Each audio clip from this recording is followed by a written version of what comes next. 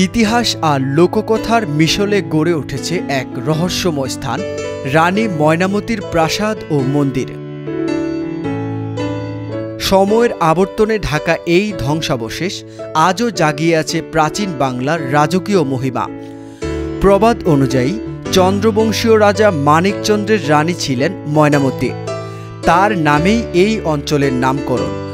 জনশ্রুতি আছে তিনি নিজ হাতে নির্মাণ করেছিলেন এক বিশাল প্রাসাদ আর মন্দির, যা রাজকীয় আভিজাত্য আর ধর্মীয় বিশ্বাসের এক অনন্য প্রতীক।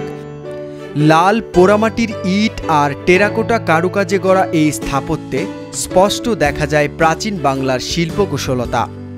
মন্দিরের কেন্দ্রে ছিল মূল দেবমূর্তি আর চারপাশে ছিল সহায়ক কক্ষ। প্রাসাদের ভেতরের কক্ষ, প্রাচীর আর সিঁড়ির ধ্বংসাবশেষ আজও ইতিহাসের নীরব সাক্ষী।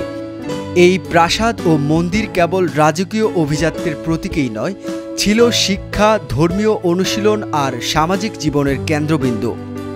রানী ময়নামতির গল্প আজও লোককথায় বেঁচে আছে, যা ইতিহাস ও ঐতিহ্যের সাথে মিশে গেছে।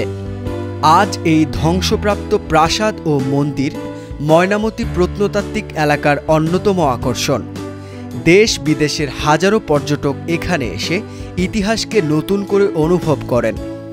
রানী ময়নামতির প্রাসাদ ও মন্দির এটি কেবল ইট পাথরের ভগ্ন স্তূপ নয়, এখানে লুকিয়ে আছে বাংলার রাজকীয় মহিমা, প্রাচীন সভ্যতার কীর্তি আর এক রানীর গল্প, যিনি ইতিহাসকে দিয়েছেন অমরত্ব।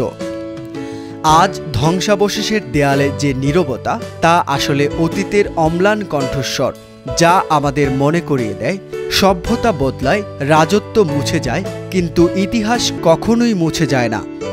রানী ময়নামতির নাম তাই যুগে যুগে অমর হয়ে থাকবে, বাংলার গৌরবময় ঐতিহ্যের প্রতীক হয়ে।